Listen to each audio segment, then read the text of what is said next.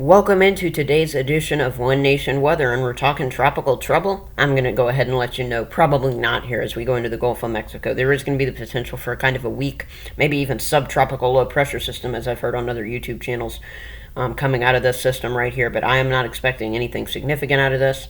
I appreciate those of you on YouTube who have mentioned this to be subtropical, and it is looking to me at this time like this is definitely not going to be any sort of subtropical or tropical system that gets named in no matter what happens to this. It looks to be 1,003 millibar low, which is pretty low out there, but it's stuff that we can see over land, and it just doesn't look to be organized enough to quite get a name out of this.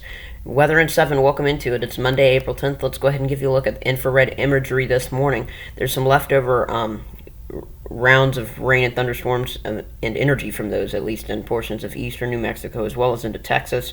We have some energy working its way from eastern Nebraska up through Wisconsin this morning, and then we also have a surge of moisture bringing some rain and mountain snowfall into portions of the Pacific Northwest. Certainly something that we are keeping an eye on, but nothing too significant looks to come out of that.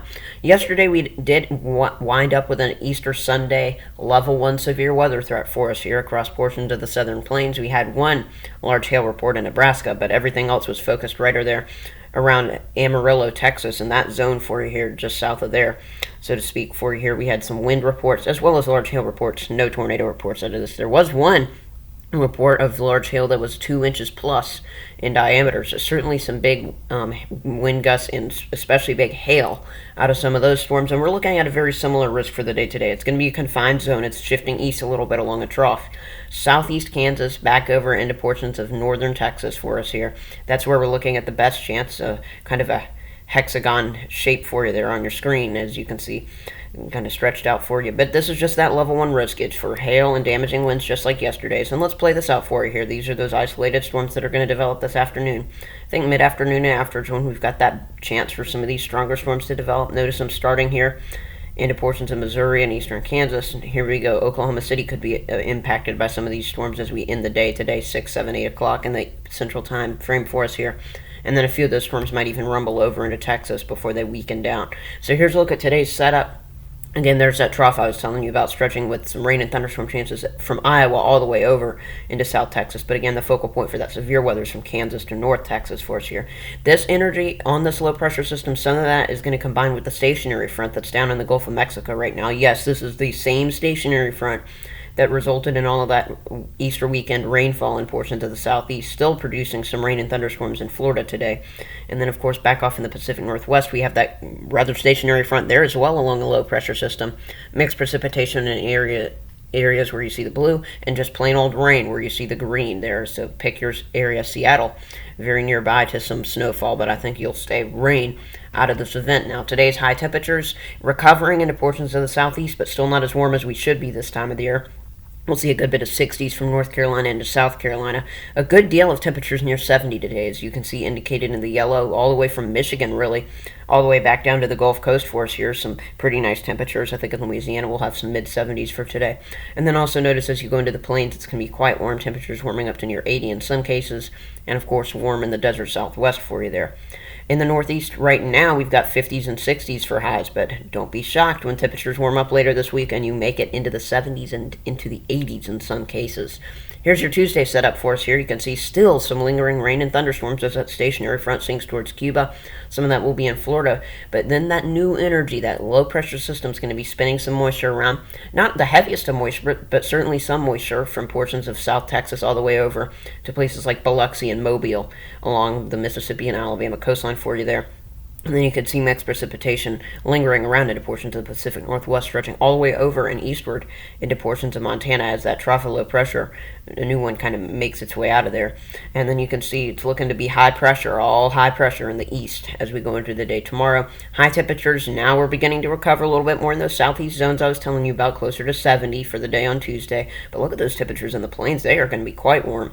Low to mid-80s at times, maybe even closer to 90 in some cases. Here as we head up into Nebraska, southern South Dakota, it's going to be quite warm for the day tomorrow, so expect that. In the northeast, still pretty mild out there, and you can see warming up quite nicely well into the 80s and 90s there in the desert southwest, of course.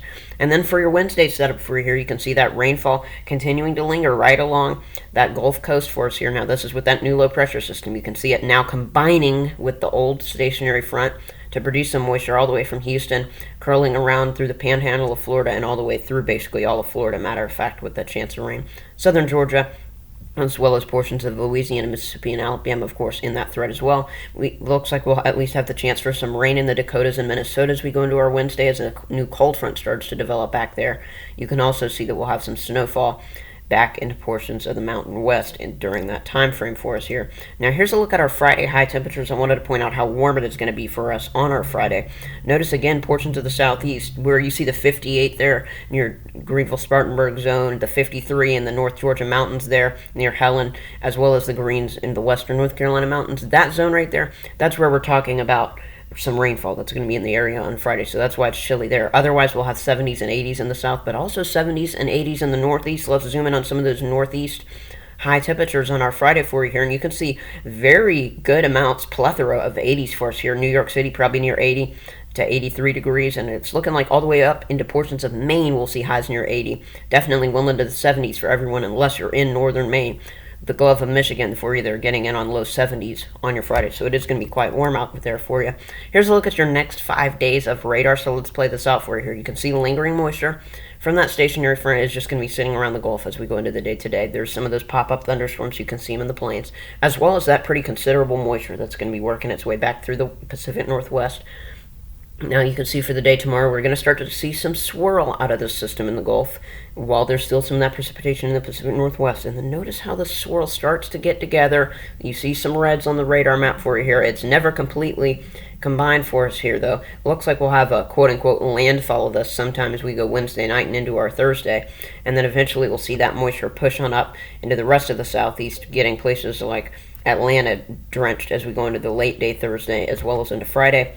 Here's how much rainfall we're looking at out of this. This is not a considerable rainfall event. We could see some totals of 2 to 4 inches get into places like New Orleans and curl around into the panhandle of Florida, but that is going to be in an isolated fashion. The heaviest rain is definitely going to be offshore, and we'll see some half an inch to inch totals look to make their way further inland. And then here's a look at the weekend cold front that looks to be developing for us here.